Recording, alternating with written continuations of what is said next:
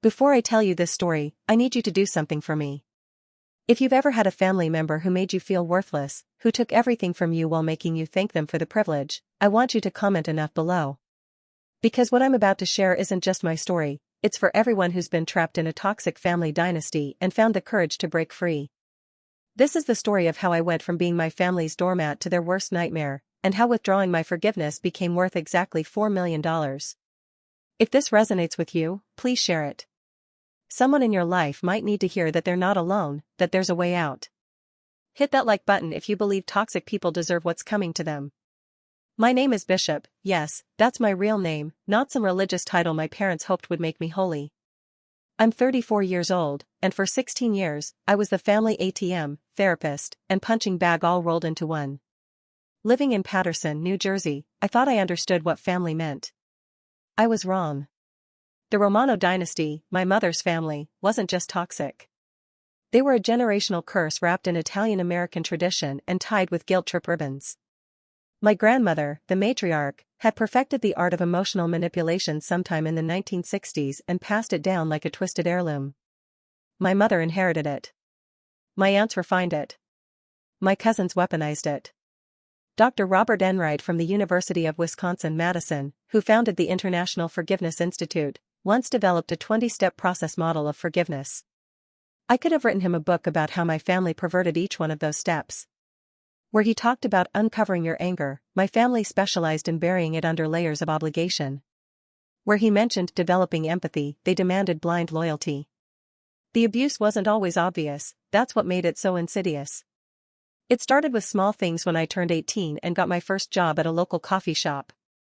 Family helps family, Nana would say, her weathered hands patting my cheek. You're such a good kid, Bishop. Not like those selfish ones you see on the TV. The first request was just $50 to help cousin Tony with a parking ticket. Then it was $200 for Aunt Maria's electric bill.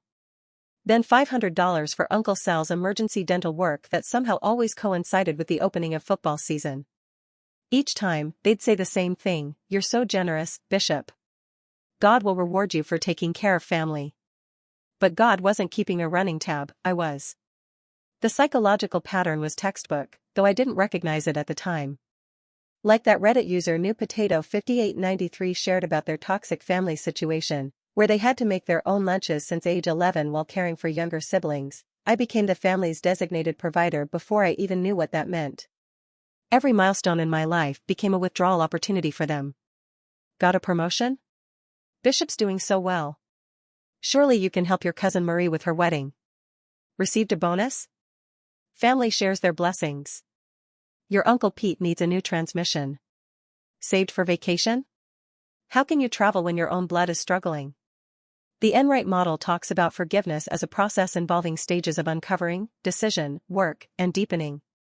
But what happens when you're forced to forgive before you've even processed the hurt? When forgive and forget becomes a family motto weaponized against you? My mother, Patricia Romanochin, she kept her maiden name for the family legacy, was the master conductor of this symphony of manipulation. She'd grown up watching her mother extract money, favors, and emotional labor from anyone who showed weakness, which in the Romano family meant showing kindness. Your grandmother sacrificed everything for this family, she'd remind me during our Sunday dinners, which I was required to attend despite living 40 minutes away. When she came here from Sicily, she had nothing. Nothing. And look what she built. What she built was a pyramid scheme of emotional debt that would make Bernie Madoff jealous. The dinners were performances worthy of Broadway. Every week, the same script. Act 1, the greeting, where everyone would comment on my appearance. Too thin? You're working too hard. Too heavy? Stress eating won't solve your problems. Just right? Must be nice to afford good food. Act 2, the feast, where Nana would pile food on my plate while lamenting how expensive groceries were, her eyes cutting to me meaningfully. Act 3, the collection, where someone would inevitably bring up a financial crisis, medical emergency, or urgent need that only I could solve. I remember one particular Sunday in March 2019.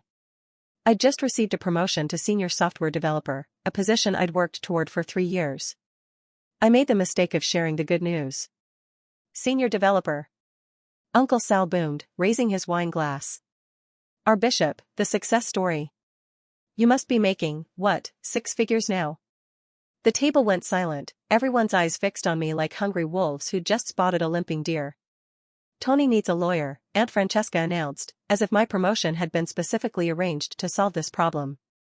That which ex-wife of his is trying to take the kids. Family court lawyers want $10,000 retainer.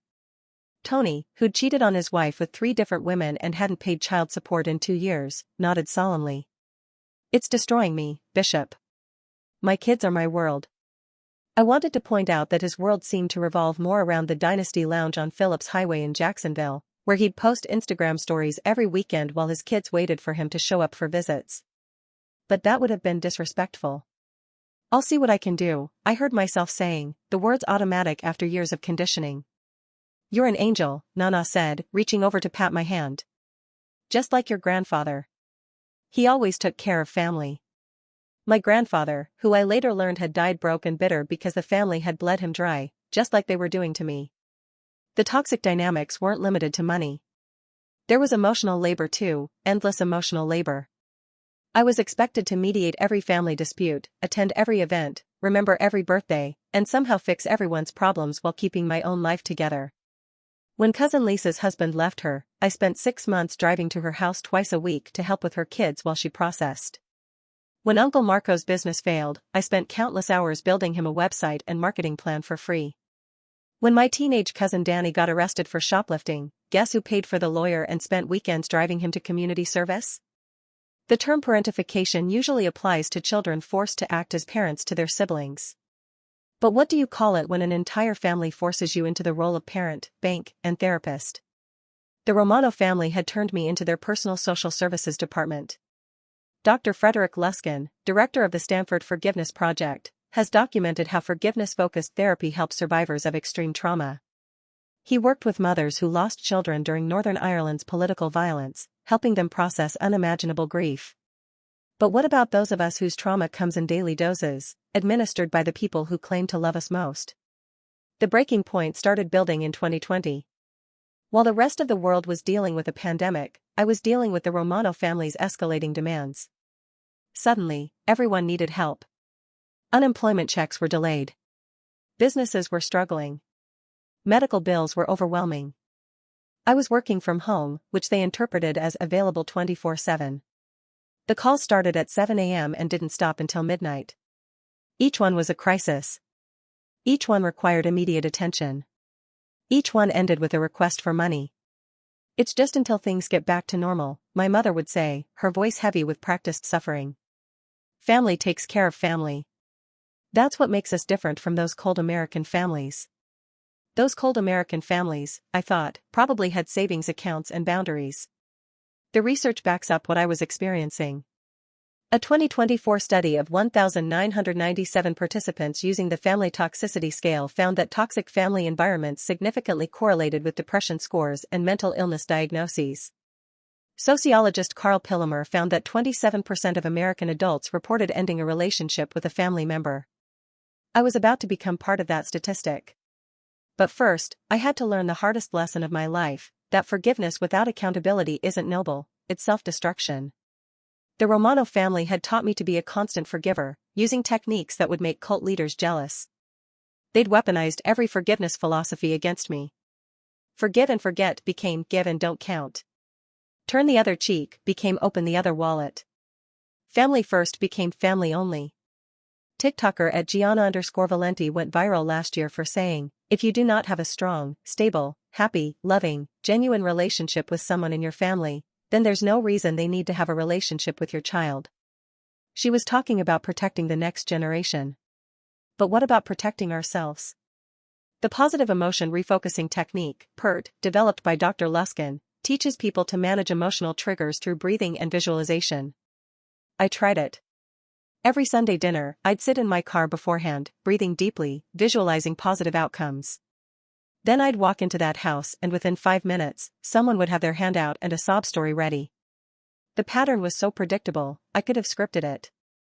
Opening, Bishop. You look tired. Are you taking care of yourself? Development, speaking of taking care, did you hear about, insert family member's crisis? Climax, they're too proud to ask, but I know they're struggling. Resolution, you're the only one in a position to help. Denouement, you're such a blessing to this family. 16 years. That's 832 Sunday dinners.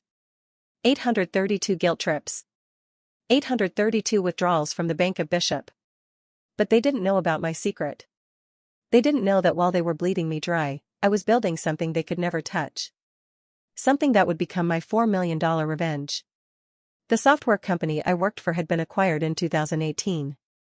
As a senior developer with stock options, I stood to make a significant amount if I could hold on to my shares for the vesting period. The first chunk had vested in 2021, $1.2 million. The second would vest in 2023, $2.8 million. I told no one.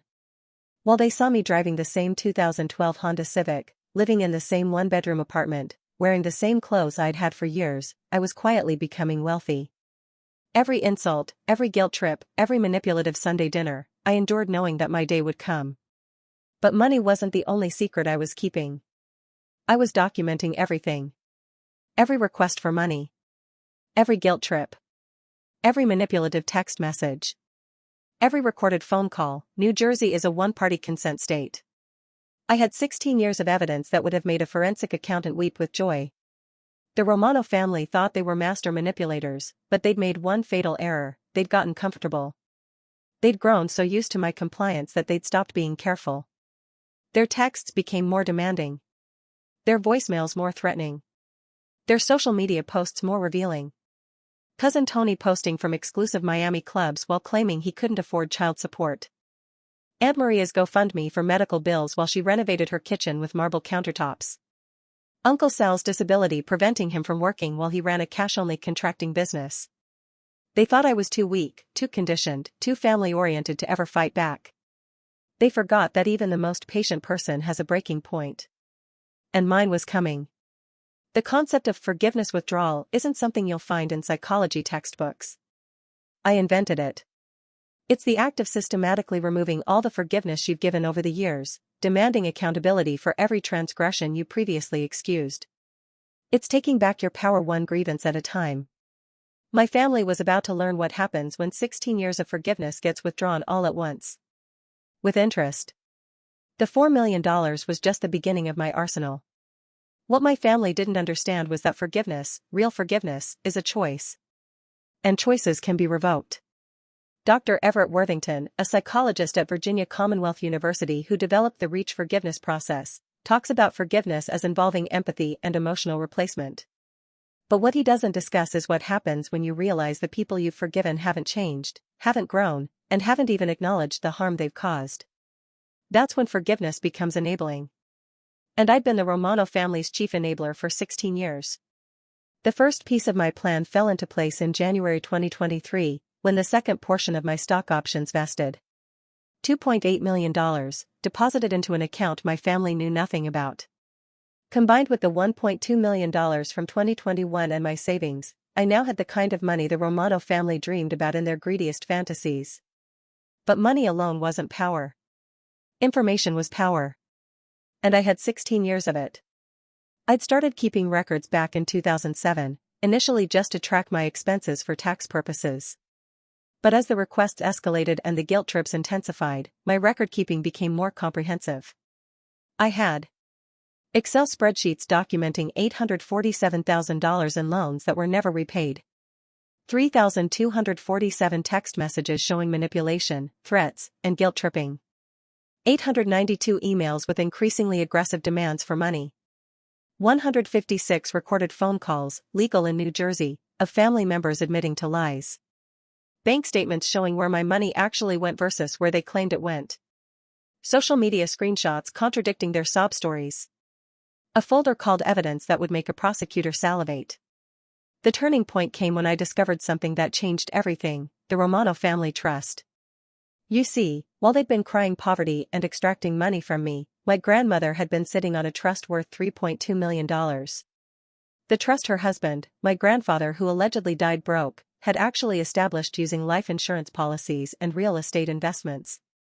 The trust that was supposed to be distributed equally among the grandchildren when Nana died. The trust that had been secretly restructured to exclude me. I found out through a cousin's drunk Instagram story. Vinny, the family screw-up who'd been bailed out of jail 6 times, guess who paid for bail, posted a video from a lawyer's office with the caption, "Getting that inheritance paperwork right. Money mouth face #family money #set for life." In the background, clearly visible on the lawyer's desk, were documents with my grandmother's name and the words "Irrevocable Trust Amendment." A little digging revealed the truth. 3 months after I'd paid for Uncle Sal's emergency heart surgery, elective, it turned out, the family had gathered, without me, to restructure Nana's trust. The new terms? Everything would go to the blood grandchildren who honor family tradition. The qualification for honoring family tradition? Regular attendance at Sunday dinners, check, financial support of family members, check, and demonstrated loyalty to the Romano name. That last part was the kicker. Because I'd kept my father's last name, Chen, after my parents' divorce, I apparently wasn't loyal to the Romano dynasty. Never mind that I'd given them nearly $1 million over 16 years. Never mind that I'd sacrificed my own dreams, relationships, and mental health for them. My name wasn't Romano, so I wasn't really family. The irony was delicious. They'd excluded me from an inheritance while simultaneously demanding I continue funding their lives. But here's where my secret power came into play: forgiveness withdrawal with compound interest. In psychology, there's a concept called moral injury, the damage done to your conscience when you're forced to act against your moral beliefs. Every time I gave money I couldn't afford, every time I forgave without receiving an apology, every time I enabled their toxic behavior, I sustained a moral injury. 16 years of moral injuries. Thousands of them. Each one carefully documented. I started preparing my withdrawal in secret. First, I consulted with a lawyer, not Tony's cheap divorce attorney, but a real one.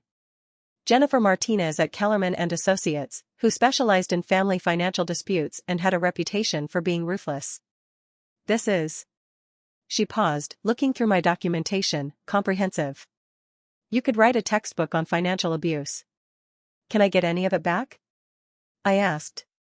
She smiled, the kind of smile sharks probably have right before feeding time. Oh, Mr. Chen, we can do better than that. Have you heard of unjust enrichment laws? Unjust enrichment. The legal principle that someone shouldn't profit from wrongdoing. In New Jersey, if you can prove someone obtained money through manipulation, coercion, or fraud, you can sue for its return, with interest. But that's not even the best part, Jennifer continued. This trust exclusion while simultaneously accepting your money? That's potential fraud. And these tax returns where they claimed poverty while hiding assets? The IRS offers whistleblower rewards. The IRS. I hadn't even considered that angle. It turned out that Uncle Sal's cash-only contracting business wasn't reporting nearly enough income to match his lifestyle. Aunt Maria's medical GoFundMe campaigns were funding vacations, not treatments. Tony was hiding assets from his ex-wife while claiming poverty in family court. And Nana? Sweet, traditional Nana who played the suffering grandmother to perfection? She'd been collecting Social Security disability for a debilitating back injury while teaching private cooking classes for $200 a session, cash only, no receipts. The family that had mastered the art of taking was about to learn the art of giving back everything they'd stolen, plus interest, penalties, and legal fees. But I wasn't ready to strike yet. Like any good developer, I needed to test my system first. The test came in February 2023. Cousin Angela called with her usual emergency. Her car had been repossessed, and she needed $3,000 to get it back. This was the 4th time her car had been repossessed. The 4th time she'd called me. The 4th time she'd promised to pay me back. I'm so sorry to ask, she said, her voice trembling with practiced emotion. But you know how things have been since the divorce. The divorce that had happened 6 years ago. The divorce she'd caused by cheating with her personal trainer. The divorce that had somehow become everyone else's financial responsibility. Angela, I said calmly, I'll help you. But I need you to sign a loan agreement. Silence. A what? A loan agreement. Just a simple document stating the amount, the repayment terms, and the consequences of non-payment. But, we're family. We don't do contracts. Then we don't do loans. She hung up on me. Within an hour, I had 17 missed calls from various family members. The group text exploded with messages about how I'd changed and forgotten where I came from. My mother's message was the most revealing: your grandfather would be ashamed. He always helped family without conditions. That's the Romano way. I responded with a photo, one I'd found in old family documents. It was a promissory note from 1973, signed by my grandmother, borrowing $5,000 from my grandfather for her brother's failed restaurant. Never repaid. Seems like contracts are the Romano way, I wrote. Or at least they were when Nano was the one lending money. The family went silent. Angela never got her car back. But more importantly, they'd shown their hand. The moment I asked for accountability, I became the enemy. That's when I knew my plan would work. They were so entitled, so sure of their right to my money, that they'd rather lose everything than sign a simple loan agreement. The forgiveness withdrawal was going to be spectacular. I started implementing phase 2, the documentation blitz. Every past loan, I requested repayment in writing. Every sob story, I asked for verification. Every emergency, I offered help, conditional on proper documentation. The responses were predictable. How dare you question family? We never asked for loans, those were gifts. You're breaking Nana's heart. This isn't who you are. But my favorite came from Uncle Sal. You think you're better than us now? Money changed you. Money hadn't changed me. Money had freed me. There's a difference. The Stanford Forgiveness Project's research shows that forgiveness can lower depression and reduce anxiety. But they don't talk about what happens when you're forgiving the wrong people, people who see your forgiveness as weakness, your kindness as obligation, your generosity as their birthright. That's not forgiveness. That's facilitation. I started seeing a therapist, Dr. Sarah Kim, who specialized in family trauma and financial abuse. She introduced me to a concept that changed my perspective entirely. You've been practicing what I call extractive forgiveness, she explained. They extract forgiveness from you the same way they extract money. Neither is freely given, both are coerced through manipulation. She was right. Every "I'm sorry you feel that way" was a withdrawal from my emotional bank account. Every "that's just how family is" was a fee charged against my self-worth.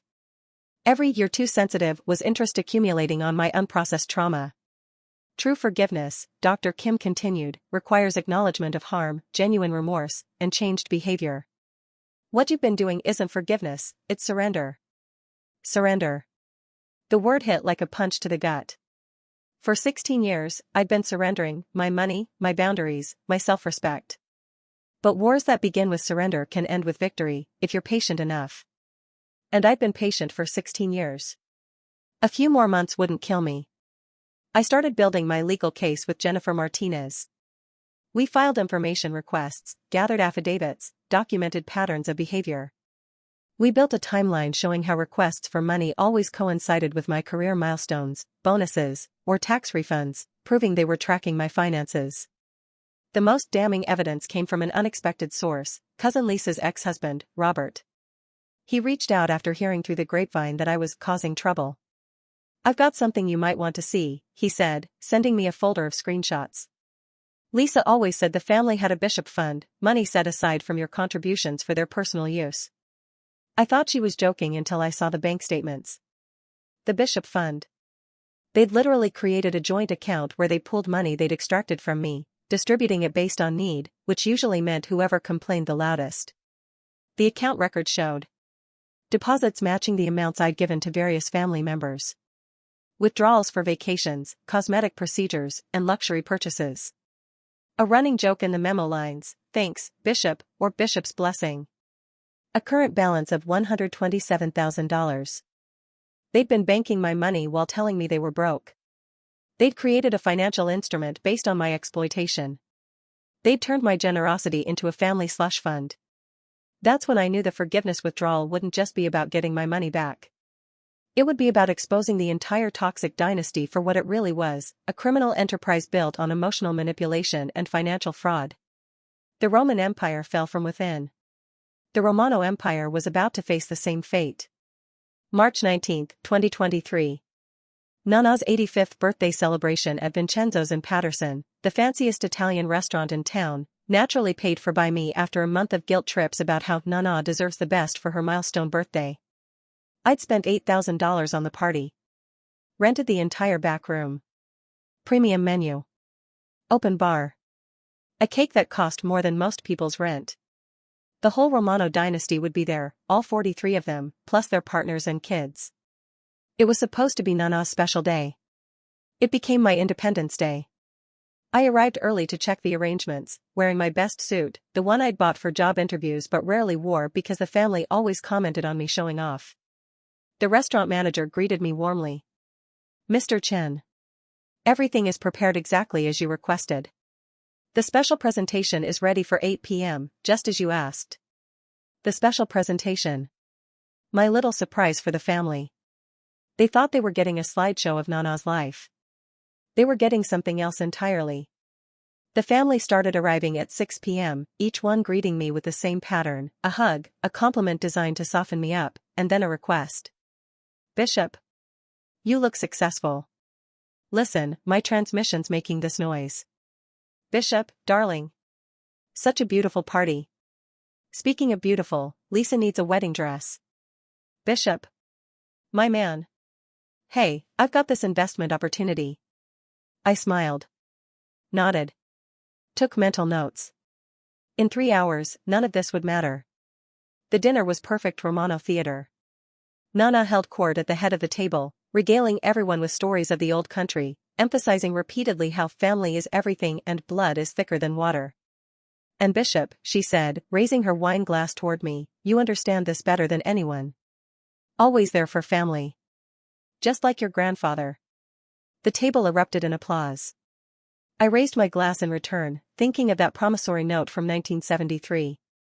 Just like my grandfather, indeed. At 7:45, my mother stood up to give a speech. She'd had 4 glasses of wine, just enough to be emotional but not quite slurring. "Family," she began, "is about sacrifice. It's about putting others before yourself. It's about understanding that we rise together or fall apart." Her eyes found mine. Bishop exemplifies this. Despite everything, despite the challenges, he's never forgotten where he comes from. Where I come from. Code 4, don't forget you owe us everything. "And that's why," she continued, "we have a special announcement. Nana has decided to recognize Bishop's contributions to the family in a very special way." My heart stopped. Were they actually going to include me in the trust? Nana stood up, surprisingly spry for someone who claimed to need disability benefits. "Bishop, come here." I walked to the head of the table, every eye on me. "You have been such a blessing to this family," she said, her voice carrying across the room. "Always giving, never asking. So generous with your success." She pulled out an envelope. "That's why I want to give you this." I opened the envelope. Inside was a certificate, an honorary membership to the Romano Family Foundation, a non-profit they'd apparently created. My name was listed as founding benefactor.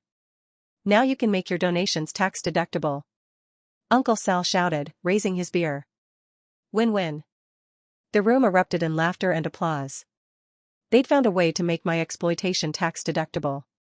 They were actually celebrating their ability to extract more money from me more efficiently. That's when I knew it was time. "Thank you, Nana," I said, my voice calm. "This is perfect timing. Because I have a presentation about family contributions I'd like to share." I nodded to the restaurant manager, who dimmed the lights and started the projection on the wall behind me. The first slide appeared, the Romano family, a financial history. "What's this?" my mother asked, her voice sharp. "Just a little trip down memory lane," I said, clicking to the next slide. It was a graph showing $847,000 in documented loans over 16 years, adjusted for inflation, $1.1 million in today's dollars. The room went silent. "Now, I know what you're thinking," I continued, my voice carrying the same calm tone I used in board presentations. "These weren't loans, they were gifts, right? Well, let's look at the evidence." Click. Screenshots of text messages. "Just a loan until my check comes in. I'll pay you back next month, I swear. You know I'm good for it, cuz." Click. Emails. "I promise this is the last time I'll ask. Consider it a short-term investment. You'll get every penny back with interest." Click. The Bishop Fund bank statements. Gasps rippled through the room. "You've been monitoring us?" Aunt Maria shrieked. "No," I said. "You've been documenting yourselves. I just kept the receipts." Click. Social media posts showing lavish spending while claiming poverty. Click. The trust documents excluding me from inheritance. Click. IRS Form 3949A, information referral for tax fraud. You wouldn't, Uncle Sal growled, starting to stand. I already have, I replied. Submitted 2 weeks ago. The IRS pays 15 to 30% of recovered taxes as a whistleblower award. Should be a nice addition to my portfolio. Nana's face had gone from confusion to rage to something beyond, a cold, calculating stare I'd never seen before. The sweet grandmother mask had finally slipped. You ungrateful little. I'm not done, I interrupted, clicking to the next slide. It was a video. The room watched as Nana, in her own living room, explained to my cousins how to work Bishop for money. Hidden camera footage from Vinny's phone, turned out he'd been recording her for his own protection after she'd threatened to cut him off. Bishop's weak, Nana's voice echoed through the restaurant. His father was weak, that Chinese nobody who couldn't even keep my daughter happy. But weakness is useful. You just have to know how to squeeze it. I let that sink in. The matriarch they all worshipped had just called me weak on camera. Had just admitted to orchestrating my exploitation. But here's my favorite part, I said, clicking to the final slide. It was a legal document. This is a civil lawsuit for unjust enrichment, fraud, and intentional infliction of emotional distress. Seeking $1.1 million in restitution plus punitive damages. You're suing your own family? My mother's voice was barely a whisper. No, I corrected. I'm collecting undocumented debts from a criminal organization that happens to share my DNA.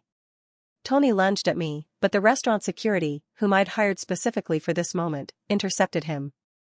You think you're so smart? He shouted. You think you can just walk away from family? I'm not walking away, I said, straightening my tie. I'm withdrawing. 16 years of forgiveness, withdrawn. Every excuse I made for your behavior, cancelled. Every second chance, revoked. Every benefit of the doubt, recalled. I pulled out my phone and showed them the screen. It was a banking app showing a balance of $4.2 million.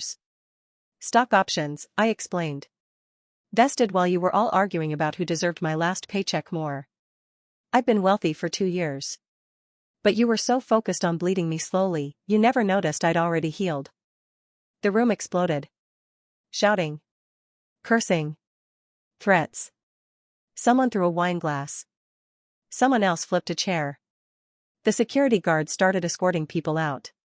But Nana just sat there, staring at me with those cold eyes. You're not a Romano, she said quietly, but her voice cut through the chaos. You never were. Thank God for that, I replied. As I walked toward the exit, Cousin Angela grabbed my arm. Bishop, please.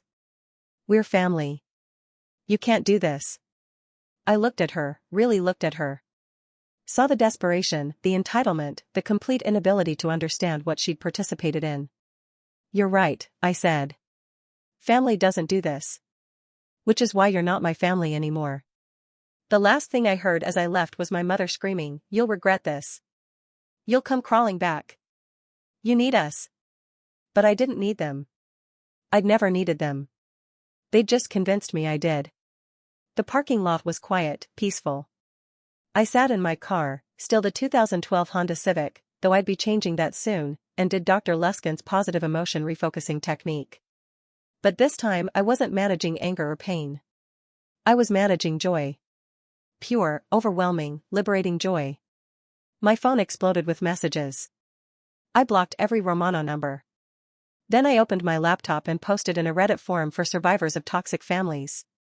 Just withdrew 16 years of forgiveness from my toxic family at my grandmother's 85th birthday party. Feeling free for the first time in my adult life. To anyone still trapped, document everything, save secretly, and when you're ready, leave scorched earth behind. You deserve better.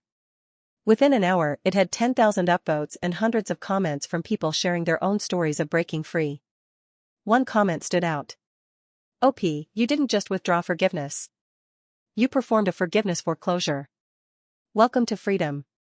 Forgiveness foreclosure. I liked that. When someone defaults on human decency, you have every right to foreclose on forgiveness. The 3 months following Nana's birthday party were a masterclass in strategic warfare. While the Romano family scrambled to do damage control, I methodically executed a plan I'd been refining for 2 years.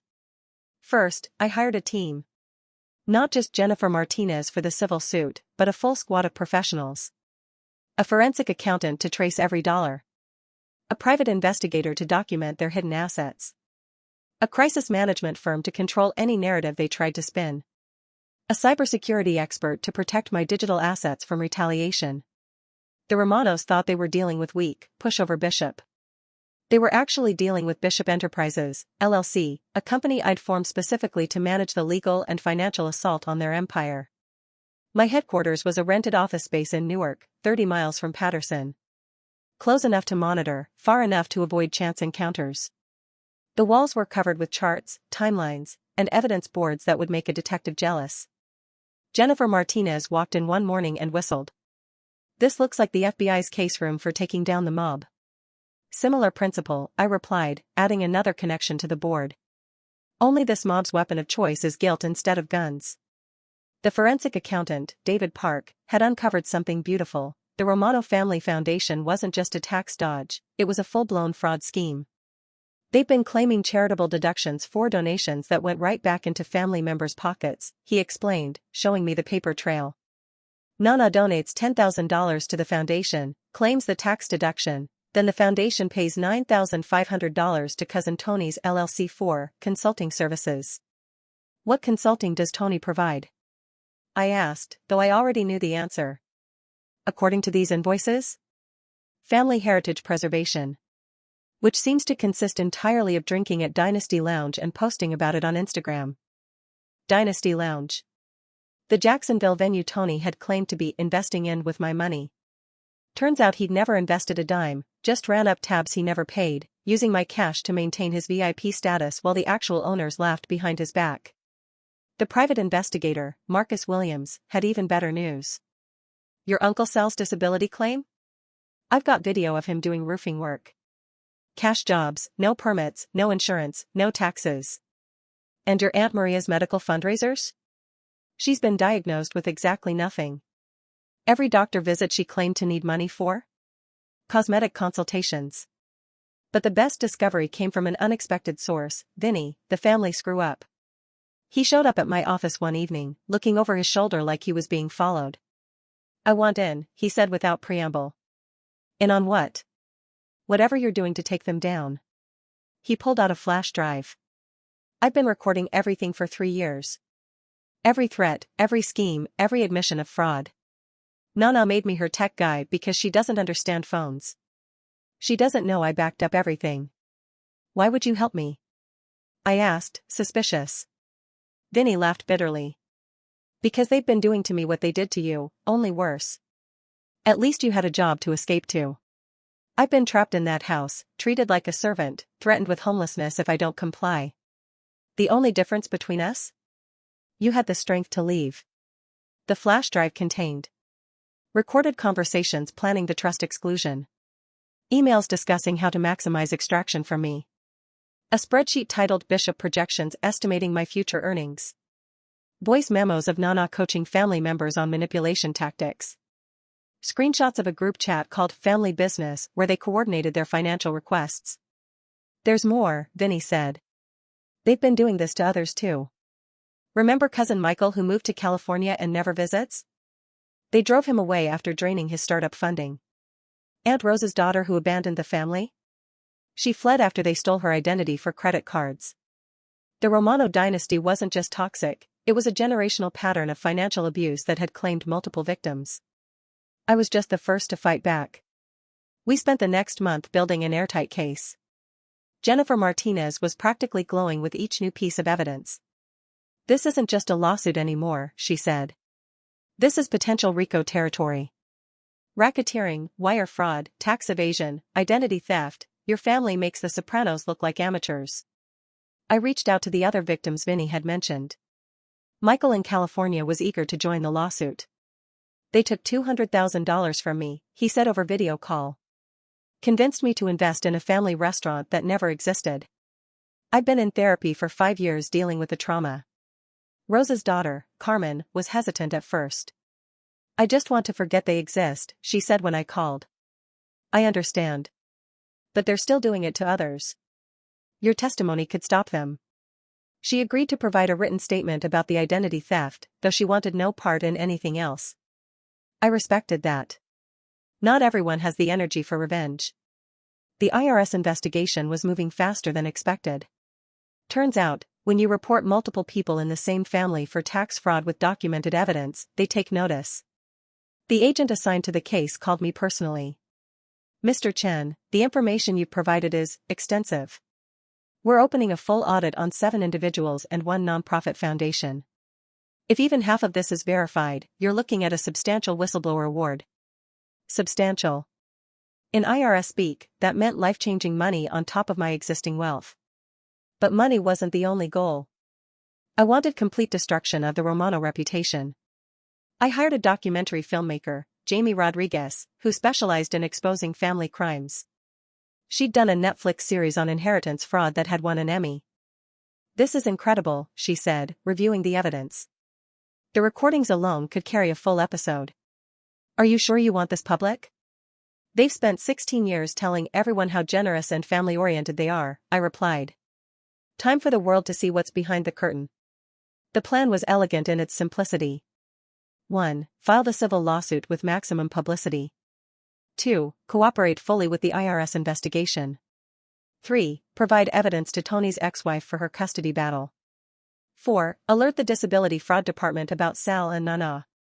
5. Send the Foundation's fraudulent filings to the State Attorney General. 6. Release the documentary strategically to maximize impact. But I wanted one more thing, a confession. That's where Dr. Kim's therapy sessions became crucial. She helped me understand the psychology of narcissistic collapse, what happens when a narcissist's false self is exposed. They'll cycle through denial, rage, bargaining, and potentially violence, she warned. You need to be prepared for escalation. I was prepared. I'd moved to a new apartment with security. Changed my phone number. Hired a bodyguard for public appearances. Even got a restraining order against Tony after he'd sent threatening messages. Then I set the trap. I had Vinny arrange a family meeting to discuss the lawsuit. Tell them I was willing to negotiate. The meeting would be at a neutral location, a law office in Patterson with security and cameras. They all showed up. Nana in her wheelchair, the one she only used for sympathy, my mother in designer clothes, bought with my money, the aunts and uncles in their Sunday best, trying to look respectable. I wasn't there. Instead, they found Jennifer Martinez and a court reporter. Mr. Chen is willing to drop the civil suit, Jennifer announced, if each of you provides a sworn statement acknowledging the loans and agreeing to a repayment plan. This is extortion. Uncle Sal shouted. No, this is negotiation. Extortion is threatening to destroy someone's life if they don't give you money. Which, coincidentally, we have you on recording doing to Mr. Chen 17 times. She played one of the recordings. Sal's voice filled the room. You don't help family, we make sure everyone knows what kind of person you really are. No one will hire you. No one will trust you. You'll be nothing without us. The room went silent. Here's the deal, Jennifer continued. Sign the acknowledgements, agree to repayment, and the civil suit goes away. The IRS investigation and criminal referrals, however, proceed regardless. That's not negotiable. You want us to admit to things that could be used against us criminally? My mother had finally found her voice. I want you to tell the truth for once in your lives, Jennifer replied. Mr. Chen has been telling the truth for 16 years. Your turn. One by one, they cracked. Faced with the evidence, with no room to manipulate or guilt trip, they started signing. Each signature an admission. Each acknowledgement a confession. But Nana refused. I admit nothing, she said, her voice like ice. That boy owes everything to this family. We made him who he is. Jennifer smiled. Actually, Mrs. Romano, you made him who he was. He made himself who he is. And who he is now is your worst nightmare, someone you can't control. As they filed out, my mother lingered. You could have just said no, she said quietly. You could have just stopped giving. Jennifer looked at her with something almost like pity. He did say no. Hundreds of times. You just refused to hear it. The trap had worked perfectly. We now had written admissions of debt from 6 family members. The others who refused to sign had been recorded refusing, which would play beautifully in court. But the real revenge was just beginning. April 15, 2023, Tax Day. The perfect date to begin the systematic destruction of the Romano dynasty. At exactly 9 a.m., multiple events triggered simultaneously. The civil lawsuit, filed in Superior Court of New Jersey, seeking $1.1 million in restitution plus $3 million in punitive damages. Jennifer Martinez had crafted a masterpiece of legal writing that read like a crime novel. Every journalist in North Jersey received a copy. The IRS raid, armed with the whistleblower information, IRS agents showed up at 7 Romano households with warrants. The looks on their faces as federal agents carried out boxes of documents, priceless. Neighbors gathered on the sidewalks, phones out, recording everything. The disability fraud investigation. Investigators arrived at Nana's house to find her in the middle of teaching a cooking class, standing, walking, lifting heavy pots.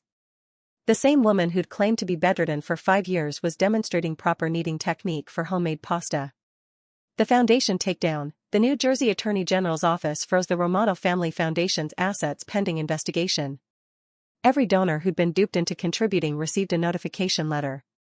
The custody revelation. Tony's ex-wife's lawyer received a package containing evidence of hidden assets, documentation of Tony's real income, and recordings of him admitting to hiding money from the court. His custody hearing was in 3 days. But the crown jewel was the documentary release. Jamie Rodriguez had worked magic with the footage. The first episode of Blood Money, A Family Betrayal, dropped on YouTube at noon. Within hours, it had 100,000 views. By evening, it was trending. The documentary was devastating. It opened with my grandfather's story, how he'd worked 3 jobs to build wealth for his family, only to watch it be squandered by greed. It showed the promissory notes, the broken promises, the pattern of exploitation that had destroyed him. Then it shifted to my story. The recordings were damning, especially when juxtaposed with footage of the Romanos at church, presenting themselves as pillars of the community. The contrast between their public faces and private greed was stark. But the most powerful moment was Vinny's testimony. They call it love, he said, looking directly into the camera.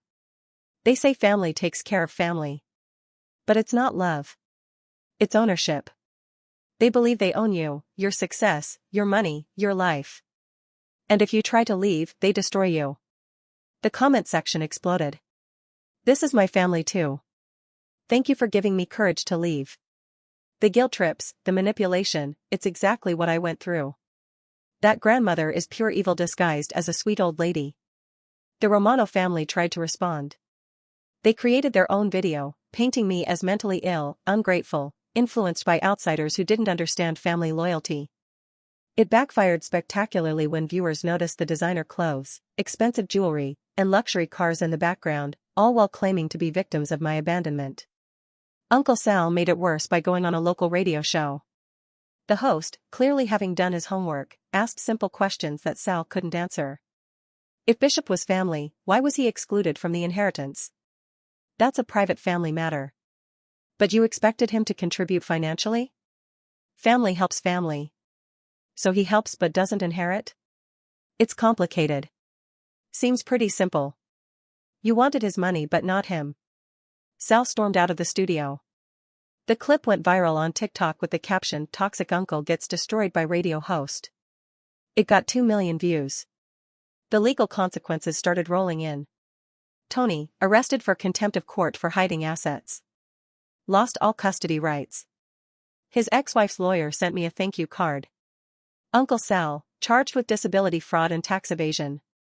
Facing 5 years in prison and $500,000 in fines. Aunt Maria, 3 counts of wire fraud for the fake medical fundraisers. GoFundMe banned her for life and demanded refunds to all donors. Nana, the big fish. Disability fraud, tax evasion, operating an unlicensed business, and money laundering through the foundation. At 85, she was looking at dying in federal prison. My mother, conspiracy charges for her role in organizing the family's extraction schemes. Her real estate license was suspended pending investigation. The Romano Family Foundation was dissolved. Its remaining assets, $127,000, were ordered to be distributed to legitimate charities. But the IRS delivered the killing blow. The tax fraud was extensive. 16 years of unreported income, fraudulent deductions, and hidden assets. The combined tax bill for the family? $3.7 million, plus penalties and interest. They had to sell everything. The family home Nana had lived in for 40 years. The vacation house at the Jersey Shore that had been in the family for generations. Cars, jewelry, anything of value. The whistleblower award? $742,000, deposited directly into my account. The civil lawsuit moved faster than expected. Faced with overwhelming evidence and signed admissions, 5 family members settled out of court. The others went to trial. The trial was a massacre. Jennifer Martinez presented the evidence with surgical precision. The recordings played in open court. The Bishop Fund bank statements displayed on a screen. The documentary clips showing their lies exposed. My testimony was 3 hours of dates, amounts, and broken promises. I spoke calmly, factually, without emotion. Just the truth they'd spent 16 years denying. They taught me that family was everything, I concluded. They were right. Family is everything.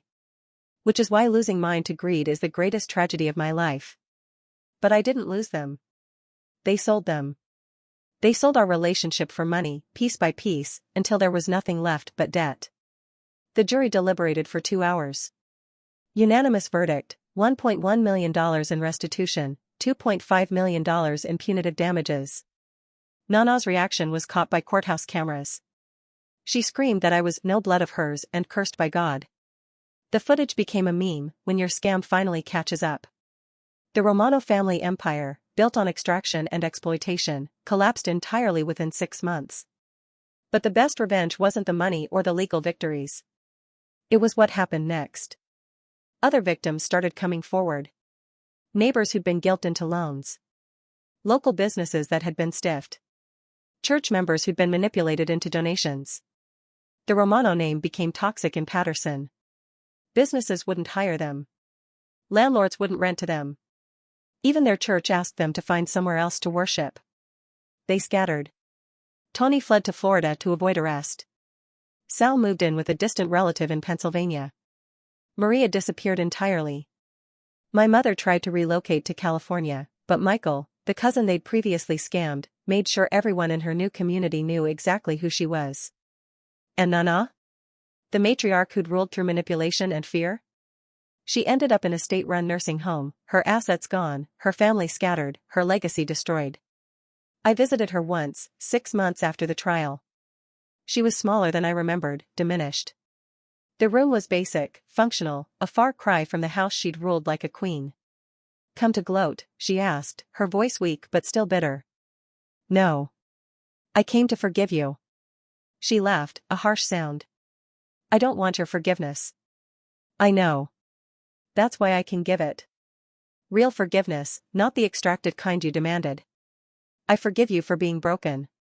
For passing your brokenness to your children. For never learning that love is an ownership. You destroyed us. No, Nana. You destroyed yourselves. I just stopped enabling it." I left the check on her nightstand, $5,000, the exact amount she'd borrowed from my grandfather in 1973, adjusted for inflation. "This makes us even," I said. "The debt is paid. All of them." She didn't respond. I never saw her again. The documentary series exploded beyond anything we'd anticipated. Blood Money, a family betrayal, wasn't just trending, it became a cultural phenomenon.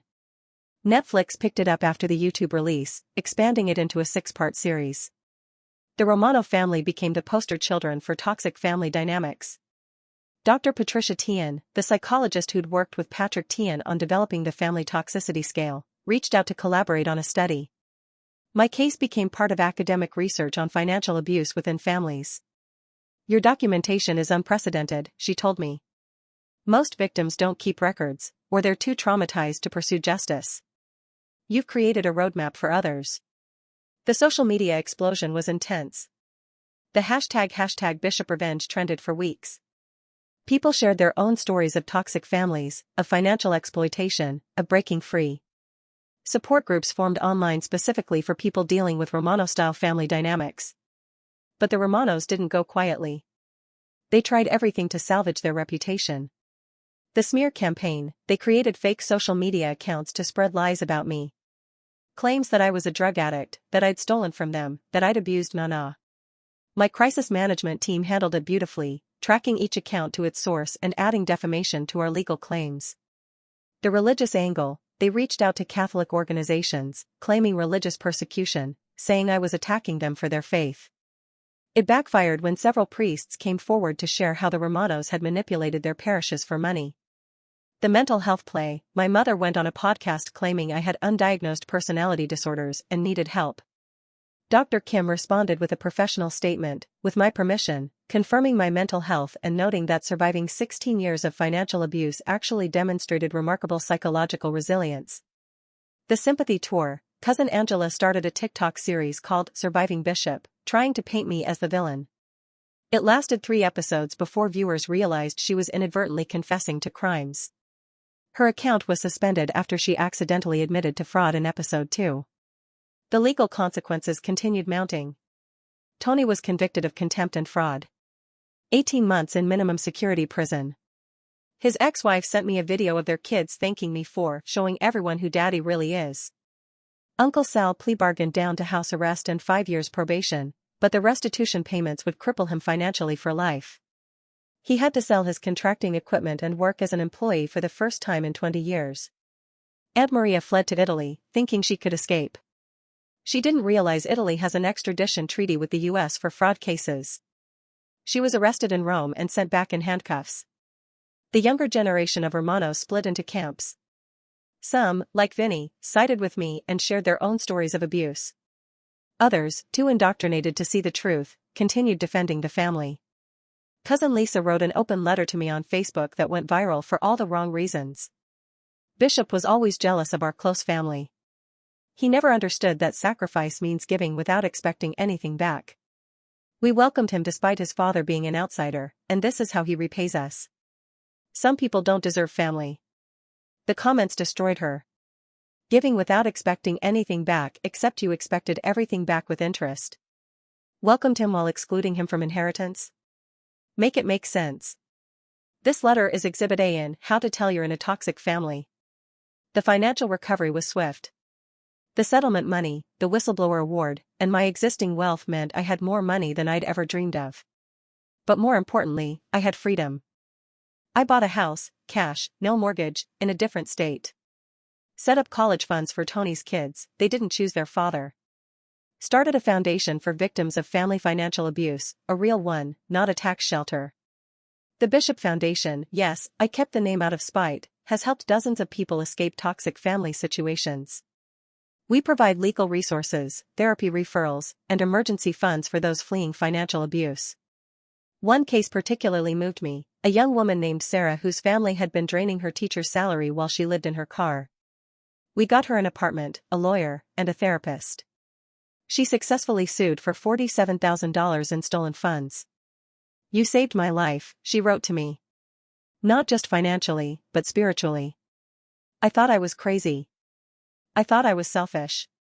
You showed me I was being abused. The documentary won an Emmy. Jamie Rodriguez thanked me in her acceptance speech to Bishop Chen, who had the courage to expose his truth so others could find theirs. The IRS investigation expanded. Turns out, the Romano family's tax fraud was part of a larger pattern in their community. 17 other families were caught in the dragnet, all using similar schemes. The press called it Operation Romano after us. Nana died 8 months after I visited her. Heart attack in her sleep. I found out through a news alert, nobody in the family told me.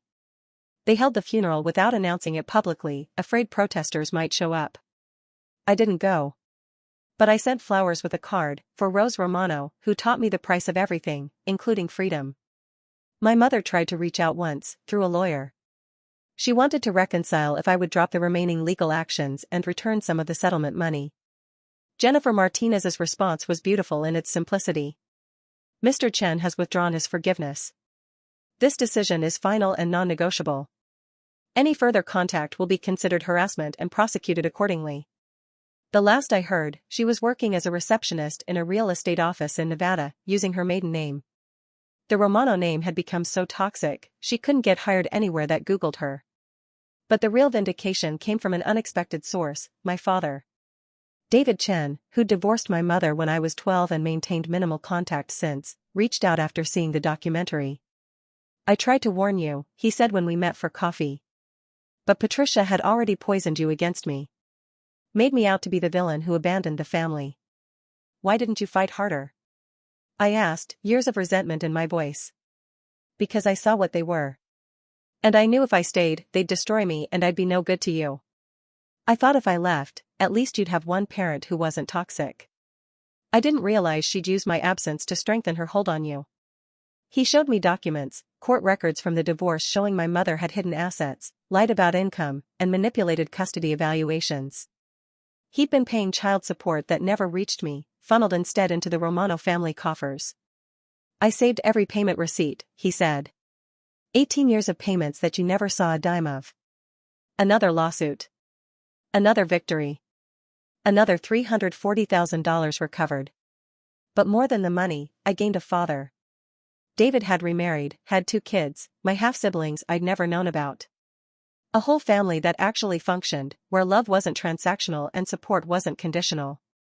You did what I couldn't, David said. You exposed them. You broke free. I'm proud of you, son. It was the first time in my adult life someone had said they were proud of me without wanting something in return. 2 years have passed since Nana's 85th birthday party, the night I detonated 16 years of suppressed rage with PowerPoint precision. I'm 36 now, living in Boulder, Colorado, about as far from Patterson as you can get without leaving the country. My house sits on 5 acres with mountain views. Floor-to-ceiling windows, modern architecture, the kind of place the Romanos would have called showing off. I call it peace. The Bishop Foundation has grown beyond my wildest dreams. We've helped over 300 families escape financial abuse, recovered more than $12 million in stolen funds, and successfully lobbied for 3 states to pass laws making family financial exploitation a specific crime. I hired Vinny as our outreach coordinator. He's been sober for 18 months, in therapy, and rebuilding his life. Turns out, when you remove the toxic family that drove you to drink, recovery becomes possible. You saved my life, he told me recently. Not with money, but by showing me it was possible to leave. You saved yourself, I corrected. You just needed someone to show you the door existed. The Foundation's latest project is a documentary series called Breaking the Chain, profiles of people who've escaped toxic family dynamics. Each episode ends with the same message: you are not obligated to set yourself on fire to keep your family warm. We've partnered with therapists who specialize in family trauma. Dr. Kim joined our board of directors. She's developing a treatment protocol specifically for survivors of family financial abuse. You've turned your trauma into purpose, she told me during our last session. That's the ultimate revenge, living well and helping others do the same. I still see her monthly, not because I need to, but because mental health is like going to the gym, maintenance matters. The Romano family continues to implode from a distance. I have Google alerts set up, not out of obsession, but for legal reasons. Every few months, another one gets arrested, sued, or publicly exposed for new schemes. Tony got out of prison and immediately started a new scam, cryptocurrency fraud targeting elderly Italian Americans. He's currently under federal investigation again. Some people never learn. Uncle Sal violated his probation by working under the table. Back to court, facing real prison time now.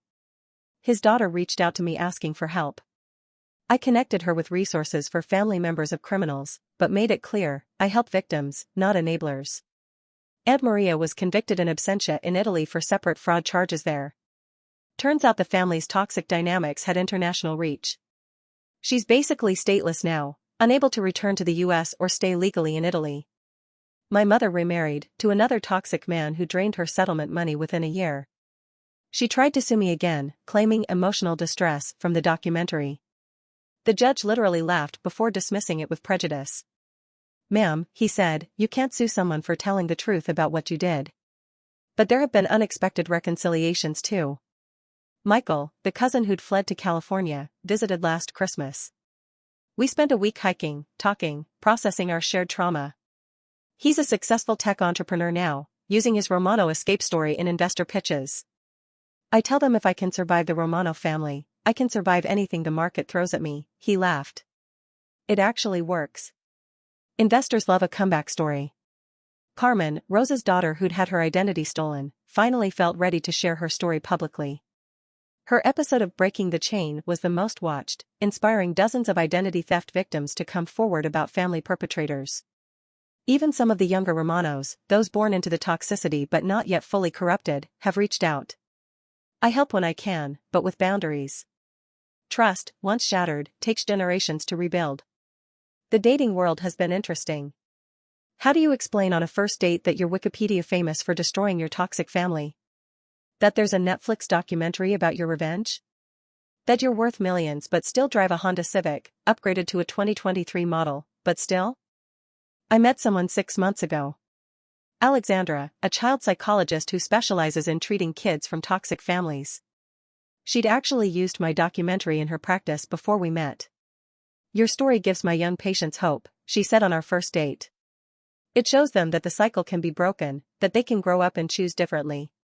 She understands why I have 17 security cameras around my property. Why I still document everything. Why I have a lawyer on retainer just in case. Trauma responses don't disappear just because you've won. You're not paranoid, she assured me. You're prepared. There's a difference. The money has been strange to adjust to. I have $8.7 million now, between the settlements, whistleblower awards, and smart investments. I could never work again. But I do, because purpose matters more than wealth. I still code, but now I choose projects that matter. Apps for domestic violence victims to document abuse. Platforms for financial literacy in underserved communities. Technology that protects rather than exploits. The Bishop Foundation has become my full-time focus though. We're launching an app called Family Ledger, a secure platform for documenting family loans, gifts, and financial abuse. Think of it as Venmo meets evidence collection. If we'd had this when I was growing up, Vinny said during a development meeting, we could have saved ourselves years of gaslighting. We're also working with legislators on Bishop's Law, making systematic family financial exploitation a federal crime with mandatory restitution. It's gaining traction, especially after several high-profile cases cited my story in their briefs. But the most meaningful work is the direct intervention. Last month, we helped a 22-year-old escape her family who'd been taking her entire paycheck since she was 16. Set her up with an apartment, a lawyer, and a therapist. Watching her realize she could keep her own money, make her own choices, that's worth more than any settlement. The unexpected fame has been surreal. I get recognized occasionally, usually by someone who's dealt with their own toxic family. They don't ask for selfies, they share stories. Brief moments of connection between survivors. One encounter stands out. An elderly man approached me at a coffee shop in Denver, tears in his eyes. I'm 78 years old, he said. My family bled me dry for 50 years before I watched your documentary and realized it wasn't normal. I filed for bankruptcy at 75, but at least I'm free now. Thank you for showing me it's never too late. It's never too late. That's become an unofficial motto of the foundation. The speaking engagements have been powerful. Universities, conferences, support groups, sharing the story in person hits different than through a screen. The questions are always the same. How did you find the courage? What if they change? Don't you miss them? The answers are simple. Courage comes when the pain of staying exceeds the fear of leaving. People who change don't need to be forced, they choose it themselves. I miss who I thought they were, not who they actually are. There's a poster in my office, a quote from Maya Angelou, when people show you who they are, believe them the first time. I didn't believe them the first time. Or the 100th. But I believe them now. The Romanos showed me who they were every Sunday dinner for 16 years. I just finally started taking notes. 1 year later. The letter arrived on a Tuesday, forwarded through my lawyer to maintain the no-contact order. Familiar handwriting on the envelope, my mother's. I almost threw it away unopened. But curiosity won. Inside, a single page. Bishop. I'm dying. Pancreatic cancer, stage 4. The doctors say 3 months, maybe less. I'm not writing for money or forgiveness or even sympathy. I'm writing because I need you to know something before I'm gone. Your grandmother died believing she was right. She went to her grave convinced that family meant ownership, that love meant control, that taking from you was her birthright. I don't want to die like that. I was wrong. We were all wrong. But I was your mother, I was supposed to protect you, not offer you up as a sacrifice to feed the family hunger. I see that now, when it's too late to matter. The family is destroyed. Not just financially or legally, but spiritually. We turned love into a weapon and wielded it against the only person who truly embodied what family should mean. You gave until you had nothing left, and when you finally fought back, we called you the enemy. I've watched your documentary 17 times. Each viewing strips away another layer of the lies I told myself. That we were close-knit, not codependent. That we were traditional, not toxic. That we were family-oriented, not parasitic. You asked me once, when you were 15, why I never stood up to Nana. I told you it was respect. The truth? It was fear. Fear that if I didn't feed her someone else's success, she'd devour mine. So I fed her you. My own son. I served you up on a silver platter garnished with guilt and said it was love. I don't expect forgiveness. I don't deserve it. But I needed you to know that somewhere, buried under generations of dysfunction, I did love you. I just loved my fear more. The money you won in the settlement is gone. Robert, my new husband, turned out to be another Romano in different skin. I'm dying broke in a Medicaid facility, which feels like poetic justice. The Romano curse continues, just without the Romano name. But you broke free. You broke the chain. And maybe that's the only good thing to come from all of this, you showed that it's possible to escape destiny, even when destiny has your grandmother's face and your mother's voice. Don't come to the funeral. Don't send flowers. Don't acknowledge this letter. Your silence is the kindest gift you could give me now, it tells me you've truly moved on. I'm sorry, Bishop. For all of it. For every Sunday dinner that was a shakedown. For every guilt trip disguised as tradition. For every time I chose them over you. For teaching you that love hurts when real love should heal. You deserved better. You became better despite us. Your mother, in biology if nothing else. Patricia. I read it 3 times. Waited for the familiar surge of guilt, the programmed response to emotional manipulation. It didn't come. Dr. Kim was right, healing isn't about forgetting the wound, it's about it no longer controlling your response. I had Vinny check if it was real. The cancer diagnosis was legitimate. The Medicaid facility too. Patricia Romanochin Mitchell was dying alone, abandoned by the family she'd sacrificed her son to appease. You going to respond? Vinny asked. Already have, I said, showing him the check I'd written. Not to her, she was right that money couldn't fix this. But to the Medicaid facility, specifically for their hospice program. Anonymous donation, earmarked for patient comfort care. She'd die with dignity, with proper pain management, with someone holding her hand even if it wasn't mine. That was more grace than she'd shown me, but grace isn't about what people deserve, it's about who you choose to be. The funeral happened 6 weeks later. I know because it made the news, mother of Bishop's revenge dies alone as family feud continues. 7 people attended. In life, the Romanos had commanded rooms full of people. In death, they couldn't fill a single pew. I didn't go. Instead, I held a different kind of memorial. The Bishop Foundation hosted its first annual Breaking Free Gala, raising $2.3 million for survivors of family financial abuse. We honored 27 people who'd escaped toxic families and rebuilt their lives. During my keynote, I talked about forgiveness, real forgiveness, not the extracted kind. Forgiveness doesn't mean reconciliation, I said to the packed ballroom. It doesn't mean forgetting. It doesn't mean allowing people back into your life. Sometimes, forgiveness is simply putting down the weight of hate because your arms are tired. Sometimes, it's choosing to be indifferent to people who once consumed your every thought.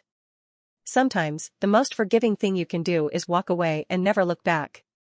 The standing ovation lasted 3 minutes. Later that night, Alexandra found me on the balcony, looking out at the Denver skyline. You okay? She asked, taking my hand. Yeah, I said, and meant it. For the first time in my life, I actually am. Any regrets? I thought about it. About 16 years of Sunday dinners. About $847,000 in stolen money.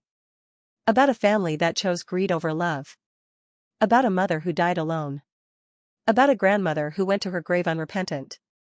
No, I said finally. Regret would mean wishing I'd done something different. But everything that happened, the pain, the exploitation, the escape, the revenge, it all led me here. To this life. To this purpose. To you. How can I regret the path that brought me home? She squeezed my hand. The Romanos may have taken your money, but they gave you something priceless. What's that? The knowledge of exactly who you don't want to be. She was right. The Romanos had provided the perfect anti-example. Every decision I make, I ask myself, what would the Romanos do? Then I do the opposite. Where they took, I give. Where they manipulated, I communicate. Where they extracted, I contribute. Where they destroyed, I build. The Bishop Foundation has become everything the Romano Family Foundation pretended to be. We've helped 500 families now. Recovered $18 million in stolen funds. Changed laws in 7 states. Created a movement. But the numbers don't capture the real impact. It's in the emails from people who say our resources gave them courage to leave. The messages from therapists using our materials to treat patients. The teenagers who watch the documentary and realize they don't have to accept abuse just because it comes from family. One message stands out, received just last week. Dear Bishop, I'm 19 and have been giving my entire paycheck to my family since I was 14. They convinced me it was my duty, my obligation, my purpose. Then I saw your documentary. The part where you said family isn't about DNA, it's about behavior, changed my life. Today I opened my own bank account. Today I kept my first paycheck. Today I chose myself. Thank you for showing me it was possible. Sarah. 500 Sarahs. 500 people who chose themselves. 500 chains broken. That's my revenge. Not the money, though that was satisfying. Not the legal victories, though justice matters. The real revenge is living proof that toxic families don't get the final word. That you can rewrite your story. That blood may be thicker than water, but self-respect is thicker than both.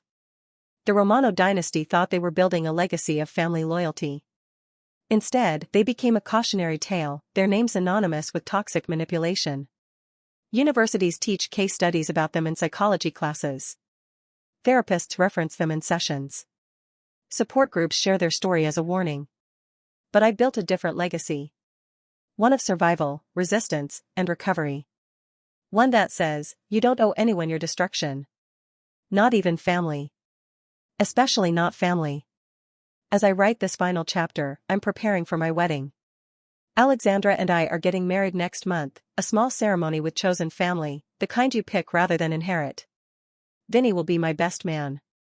Dr. Kim will officiate. Michael and Carmen will be there, along with dozens of survivors who've become friends. No Romanos. No guilt. No obligations. Just love, the real kind, freely given and joyfully received. My father will walk me down the aisle. At 36, I don't need anyone to give me away, but I want him there. He's earned it by respecting my boundaries, supporting my healing, and never once suggesting I forgive and forget. I'm proud of you, son, he tells me regularly now. No strings attached. No invoice to follow. Just pride. The wedding registry isn't gifts, we have everything we need. Instead, it's donations to the Bishop Foundation. We've already raised $47,000. Even in celebration, we're building something better from the ashes of something worse. Sometimes I drive past Dynasty Lounge, that Jacksonville venue Tony haunted with my money. It's closed now, shut down for tax evasion. Fitting end for a Romano hangout. But there's a new coffee shop next door called Fresh Starts. The owner is a woman who escaped her toxic family after seeing our documentary. She serves a drink called the Bishop, it's sweet, strong, and leaves you feeling energized. You saved my life, she told me when I visited. The least I can do is name a coffee after you. I didn't save anyone's life. I just showed them the door. They did the walking. But if my story serves as someone's exit sign, then every Sunday dinner suffered, every dollar stolen, every guilt trip endured, it all meant something. Pain with purpose isn't suffering, it's sacrifice. And unlike the Romano's version of sacrifice, mine actually built something beautiful. The book version of this story comes out next year. The publisher wanted to call it Revenge of the Scapegoat, but I chose The Forgiveness Withdrawal instead. Because that's what this is really about, not revenge, but reclamation. Taking back what was always yours, your money, your dignity, your right to say no. The Romanos thought they owned me. They thought 16 years of conditioning couldn't be broken. They thought forgiveness was forever. They thought wrong. I withdrew my forgiveness like money from a bank, with interest and penalties for early termination. I foreclosed on family the way they tried to foreclose on my future. I declared emotional bankruptcy and rebuilt from scratch. And now, at 36, I'm finally free. Free to love without fear. Free to give without being drained. Free to succeed without apologizing. Free to be Bishop Chen, not the Romano family ATM, not the constant forgiver, not the scapegoat, but simply myself. The Romanos gave me one gift, though they never intended to. They taught me that sometimes the most loving thing you can do for yourself is walk away. That family isn't about blood, it's about behavior. That forgiveness without accountability is just enabling with a prettier name. And most importantly, they taught me that no matter how deep the roots of dysfunction go, you can still break free. It might take 16 years. It might cost everything. It might destroy relationships you thought were foundational. But on the other side of that destruction is construction. Building a life where love doesn't hurt, where generosity isn't exploited, where family means safety instead of sacrifice. To everyone still trapped in their own Romano dynasty, document everything. Save secretly. Plan carefully. And when you're ready, withdraw your forgiveness with compound interest. You deserve better. You can have better. Better is waiting on the other side of fear. The Romanos thought they were an empire. Empires fall. But the people who escape them? We rise. And we never, ever look back.